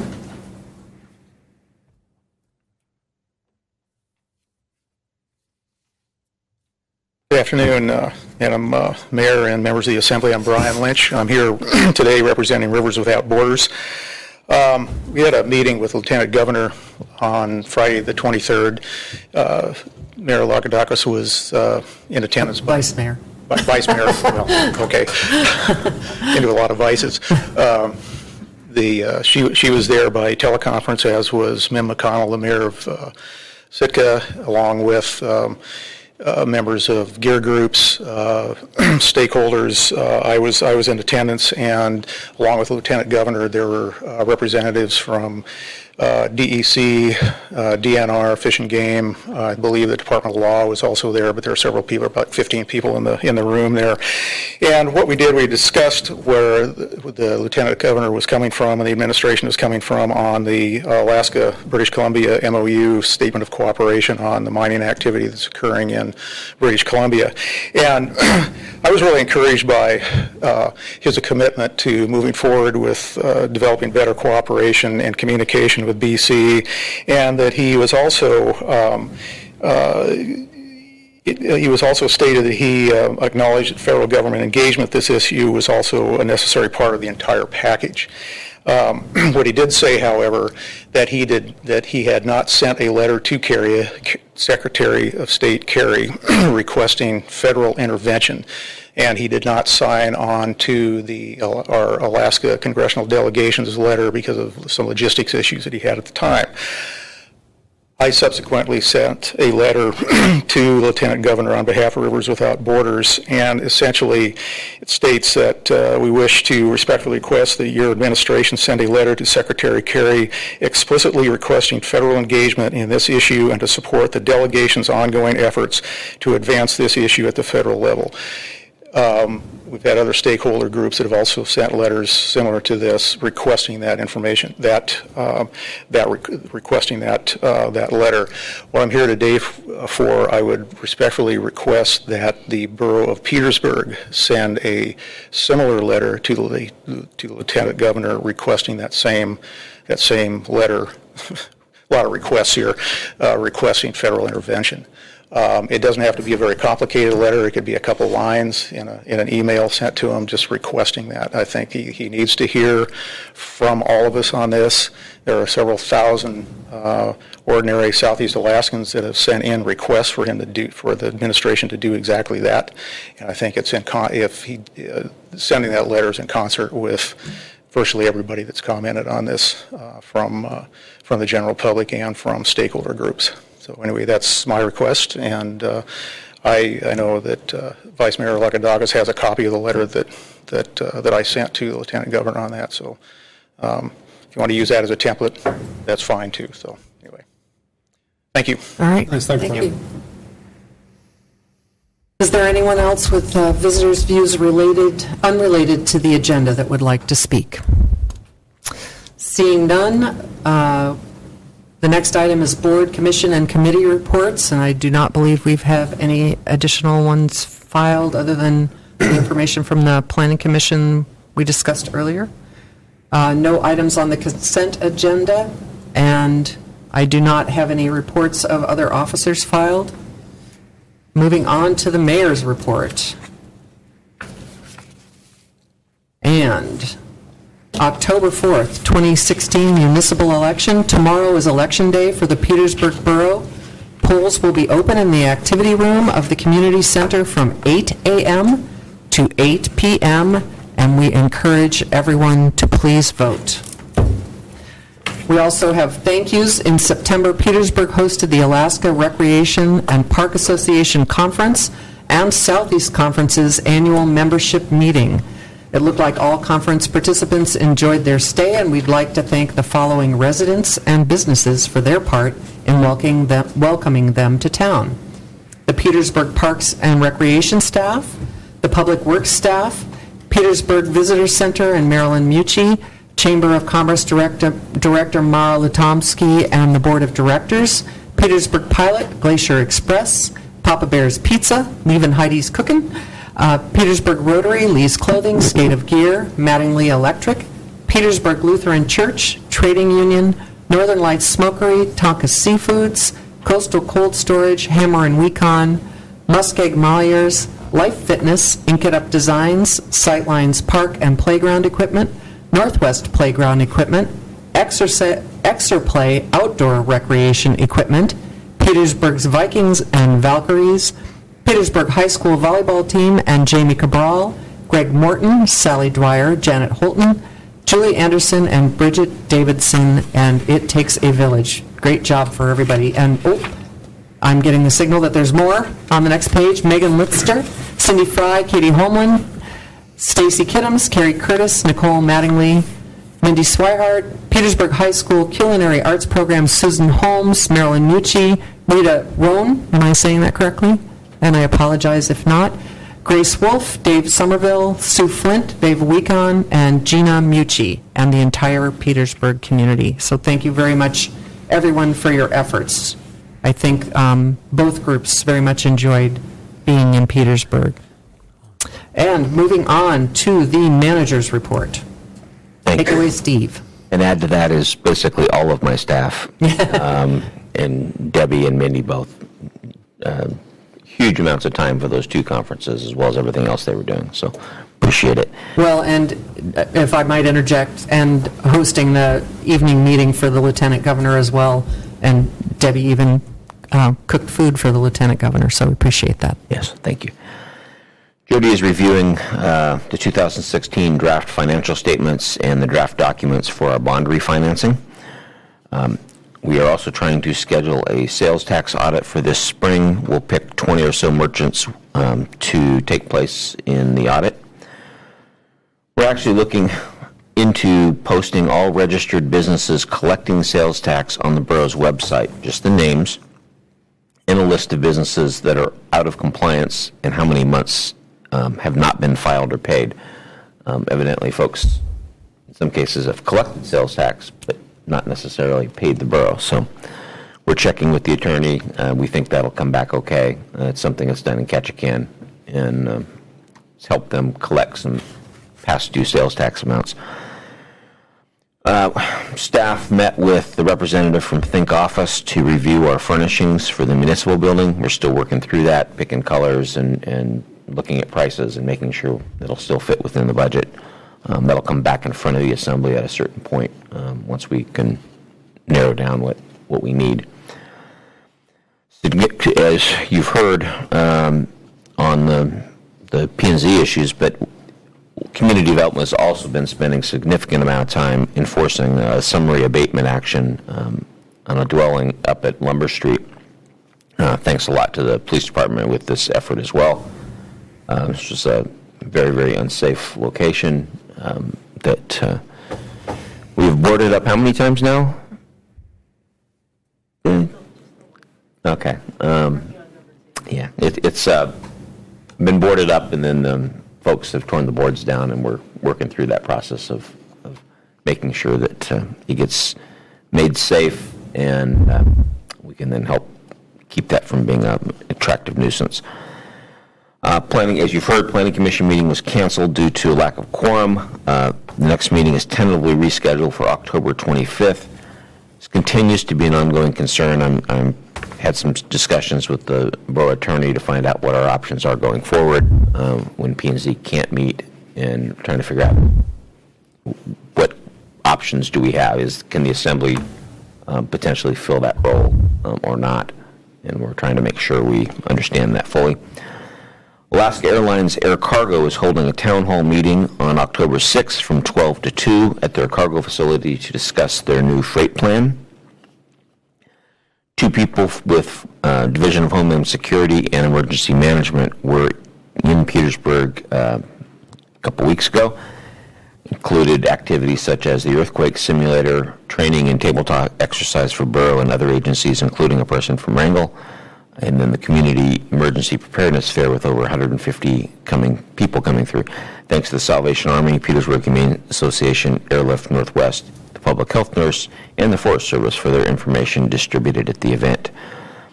The Junior Firefighter Program is underway. 10 high school students were present for the first class, so encourage them if you see them around. Fire Department is also preparing for Fire Prevention Week, October 9th through the 15th. This past week, Alan Murph began working on measuring different parts for the portico repair up at the manor, something that's been ongoing, and we'll get a better idea of how that process is going as we move forward. The elderly housing water heater project is also moving along. It's been repiped and moved current water heaters to make room for the new ones. Reinforcing the floor for the new water heaters should begin next week. Sheilyn and her staff will be coordinating helping residents to vote tomorrow? Yes. I thought, for the election. Both the Southeast Conference and ARPA Conference received great feedback, as you've heard from the attendees. They appreciated the wonderful hospitality of Petersburg. Again, thank you to all the residents, businesses, vendors, volunteer organizations, and cake makers for making it all a success. The ARPA Conference closed with an annual banquet and silent auction. Petersburg was awarded 3 awards in the field of Distinguished Service, Facility Excellent, and Outstanding Organization. Sally Dwyer was nominated and awarded the Distinguished Service Award for her outstanding service, support, and work she has done for the Petersburg Borough. Outlook Park was nominated and received a Facility Excellence Award developed by community donations. Way to go, Jesse, and everyone else who worked on that facility. And the Petersburg Chamber of Commerce received the Outstanding Organization Award for their activities in our community for bringing visitors to the community and as a backbone for many special events such as Mayfest, the Salmon Derby, 4th of July, and more. New swim lessons start October 6th on Tuesdays and Thursdays from 3:30 to 6 p.m. We've revamped our swim lesson program to offer 5 levels that focus on skill sets and help prepare kids for water safety and swim team. The Pumpkin Patch Plunge will be October 15th. We'll be diving for pumpkins in our pool and then decorating them in the gym as we watch a festive Halloween movie. We encourage all to join in on the fun. We had a pipe burst at the high school in the high school wrestling room. This affected the HVAC systems that control temperature to the community gym, racquetball courts, and the school's Folk Ed building. The school district and Parks and Rec are working to get the parts and get them installed as soon as possible. Chandra is working with ERW Lighting. This is a factory light manufacturer. To produce a lighting layout and needs assessment for the installation of a new lighting system in the Aquatic Center. This is a budgeted item. We're just trying to make sure we get something that will work and also be something we can actually maintain, unlike the current lights, which, takes somebody with climbing gear to basically change out light bulbs. All the parks and their play equipment are a focus for October. Each park will be inspected and evaluated for safety, durability, and replacement needs. Reports will be available soon. Public Works staff will be working on the install of a new French drain at the bottom of Surf Street. There is a very high water table in this road as the stormwater from Severson subdivision appears to use Surf Street roadbed as the area drain. This condition is a hazard and must be fixed before winter. A perforated culvert will be installed across the road to capture the subsurface water and direct it into the storm sewer system. Seacon will be able to patch the road with asphalt this fall, is the hope. P&D engineers recently visited Petersburg for a scheduled safety inspection of the Cabin Creek and City Creek dams, and we'll look forward to those reports. Carl has been working with CSWA, which is the Southeast Alaska Solid Waste Authority, and Waste Management, who is at the tail end of that process, towards developing a scrap metal removal contract. At Southeast Conference, the CSWA held a board meeting in which Waste Management personnel described their progress on a proposal to do a clean sweep of all the authority members' scrap piles, pending the outcome of an economic review of their plan and the authority's review and acceptance of their proposal. So come through Southeast and get rid of all this stuff that is kind of piling up. Police Department is working with AT&T and the cell service providers to receive Phase 2 wireless location information. Once this is activated, we will actually receive location information from cell phones when 911 is called. Big deal. Going to take some work on everyone's part, but we're getting closer to it. And just kind of a shout out to everyone. The line crews will be out trimming trees for the next several weeks, both in town and out the road. Please watch for men working signs and be aware of the work going on, and everybody be safe. And that's it, unless there's questions. I do have a couple questions for you, Steve. The HVAC system, is that something that interacts with the boiler system that we had previously done work on in the community building, or is it something separate? Yeah, that's why it's all interconnected. That hot water boiler ends up becoming the heat, and when a line breaks, it affects all of that. So hot water, heat, in all of those facilities. So, Okay. we did some work on the boilers and new boilers, but pipes have been there for a long time. My other question was about the Surf Street drainage situation. Is that a new situation that's developed, or has that been an ongoing thing? I'm going to defer to Carl on this one.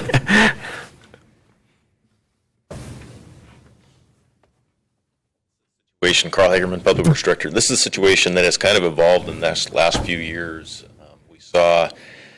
We did some water and sewer work on Odin Street at the top of Surf about 2-3 years ago, and we think that the stormwater that has found those trenches from the surrounding muskeg on Odin Street has now found a clear path to the bottom of Surf. And we saw quite a flow of water coming out, actually did some damage to the sidewalk at the bottom of the hill previous to Seacon's work, but we didn't think it was that large, and there were storm drains in the area, so we thought after Seacon got the work done to redo the sidewalks and paving at the bottom of Surf Street and Nordic, that the water would find the Nordic Drive road bed and go to the beach. Well, it's not. It's blocked, and so it's coming up around the new sidewalk and coming out of a water valve box, and so we can't have that continuing. So what we'll be doing is cutting a trench across the bottom of Surf Street, tying in a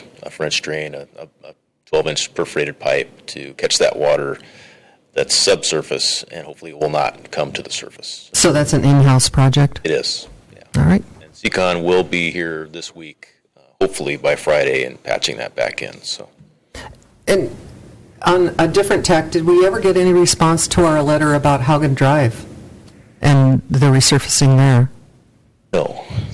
I was afraid you were going to give that answer, but I had to ask the question. Yeah, we did get a visit from a regional O&M manager and a regional engineer. I actually wasn't in town when they came through, but Assistant Director Cotta spoke with them, and essentially they just reiterated that the plan is to study that road movement for some time and see what happens. Okay. You gave it a good shot. Right. Does anyone else have questions? I have one more thing. It's Sure. not on my report, because I was contacted by the DOT maintenance group out of Juneau, kind of tail end of last week, about streetlights, which is basically on Haugen and South Mitkoff / Mitkoff Highway. The state is going to be seeking to lower what they pay us, and as part of that process, they will be identifying some streetlights in both those locations. I do not know which ones yet, that they will actually ask our Power and Light group to remove the streetlights because they don't want to pay for them. So, heads up, once I get the list, I'll make it very public and we can, talk about it. But part of the state budget cuts, they're asking, they want to lower what they pay us by about 6%, and in the same process, remove 6% of their streetlights that they have on the state highway. So we'll see what happens, and once it's in my hands, we'll get it out to everybody. And I got the impression that majority of what they're looking at is out towards Scow Bay. So that's just pure conversation. I have nothing on paper yet. Okay, thank you for that heads up. Yep. All right, moving on to unfinished business, we have an ordinance for third and final reading. Ordinance 16-11 is an ordinance amending Borough Code by providing for a new Chapter 4.70 to impose excise taxes on the cultivation, manufacture, and importation of marijuana and any marijuana product for commercial use. This ordinance has been modified since its second reading to deposit proceeds from the collection of marijuana excise taxes into the Property Development Fund. Do I hear a motion to approve? So moved. Second. It's been moved by Member Strand, seconded by Member Lynn to approve Ordinance 2016-11. Is there any discussion? Hearing none, will the clerk call the roll? Nancy? Yes. Bob? Yes. Eric? Yes. Kurt? Yes. Jay? Yes. Cindy? Yes. And that motion, that ordinance passes unanimously in its third reading. Moving on to new business. There's nothing on the agenda. Communications. Does anyone have any communications to report? The only item that I have is from Alaska Mental Health Trust, who reminded us that there will be, after the hearing with Senator Murkowski on the bill to trade land between the Forest Service and Mental Health Trust, the public can comment on that up until the 6th of October. They gave us some draft language, and the borough also sent a letter to Mental Health Trust regarding that. So if folks have questions about that, want to see that in order to provide some comments, we can certainly make that available to them, or they can contact any assembly member. Is that language on the on our website that people can look at it, to comment on? I don't believe it is, no. It wasn't a resolution, it was just a letter, wasn't it? Correct. Yeah, so it may not appear on the website, but folks certainly could make that ask, and we would make that available to them. Certainly. Any other communications? Assembly discussion items. We will get to yours, Bob. The first, however, is recognitions. Are there any recognitions? Yes, Jay. I would love to recognize the many, many Petersburg residents that have turned out for early voting. Huge returns in so far, so thank you so much to those residents, and I would use that as a springboard to encourage those who have not to turn out tomorrow. What are the hours again, Clerk Thompson? 8 a.m. to 8 p.m. And where is that again? in the activity room of the community center. Come and visit us. Thank you so much, and please do your civic duty and turn out to vote tomorrow. And just to add to that, I remember seeing something that says it takes about 14 minutes to vote, so you got the time. Go ahead, Eric. Yes, and like the city manager mentioned, the junior firefighter program has 10 new high school students enrolled. And the junior firefighter program is the borough's best ongoing recruitment method, and it takes an absurd amount of time and effort from the department's volunteers. So thank you to Devin Bennett and to all others who continue to contribute their time. Yes. Any other recognitions? The next item is Kupanoff, Pappy's Landing, and Entrance Island Docks, and I think that we have not received any more comments on that item. And the next item on the agenda is marijuana, and does anybody have anything they want to discuss in that realm? Last time it's on the agenda. Cindy, did I miss assembly discussion item that Bob wanted to talk about? Not yet. That was the next thing. Okay, sorry. And so Bob wished to discuss the sales tax proposal by the state and the committee that's being formed at Alaska Municipal League. So take it away, Bob. Okay. When I attended the Alaska Municipal League, and we looked at the policy decisions or the policy items that came forward from either the boroughs and the cities of Alaska, one came forward from the city of Bethel, and Bethel wanted Alaska Municipal League to take a position that Alaska Municipal League was not in favor of any sales tax within the state of Alaska. That got to be rather an interesting discussion. That 15-minute item should have taken 15 minutes, but it took 4 hours. And they put together the policy committee, of which I'm a member of, and they put together and brought together the sustainability committee, which Cindy was on, to discuss this. And we had, I would guess, probably 30 or 40 people in the room, all of which have an opinion on this subject. But it comes down to a number of things that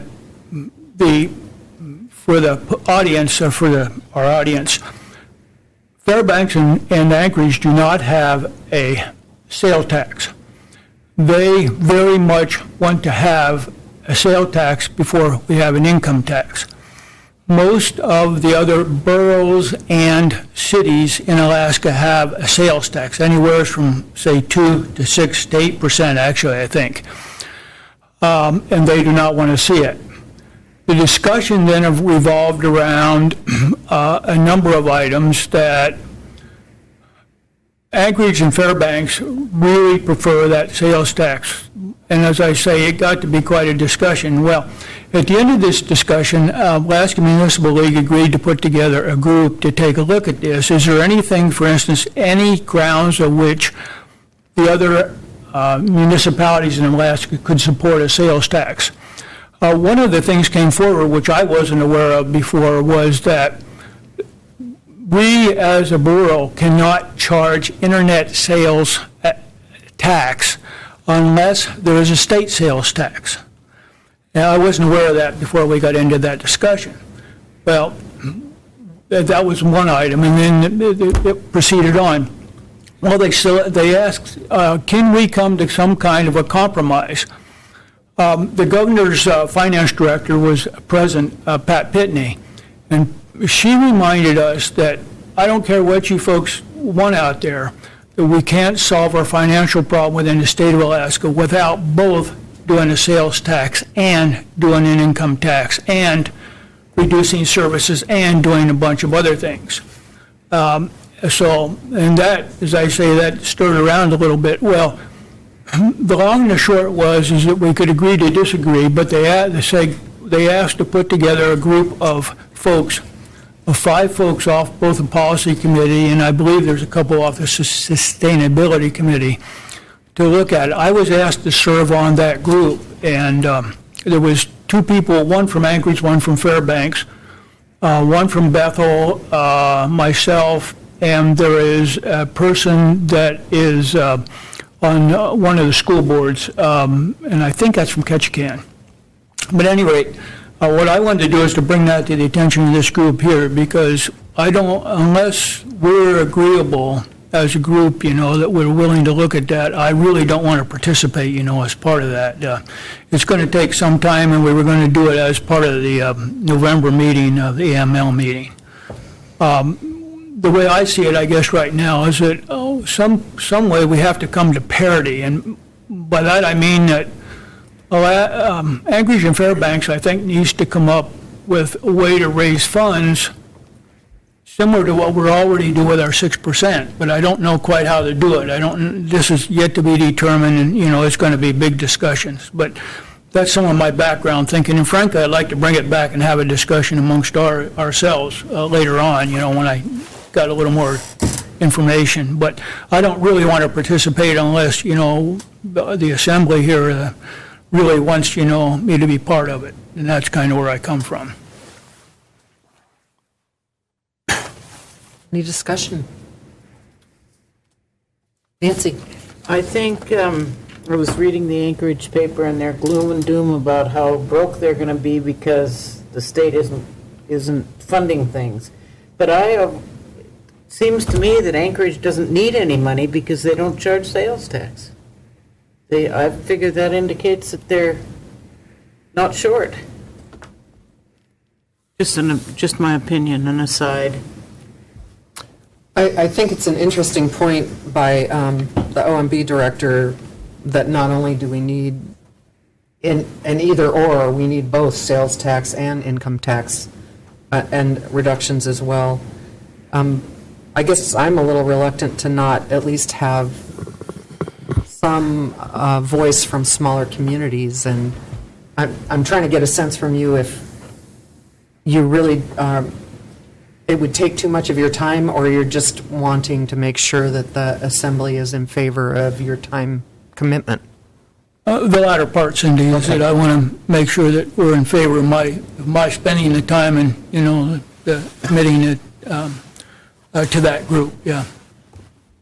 I tend to agree with Mayor Lagodakis of the importance of having a presence, small community presence, and I think he'd be a good voice for that, Member Lynn. So if you're up for it, please do it. I certainly would weigh in. I think it would be you'd be a good hand on that committee. Yes, please participate. That'd be great for us.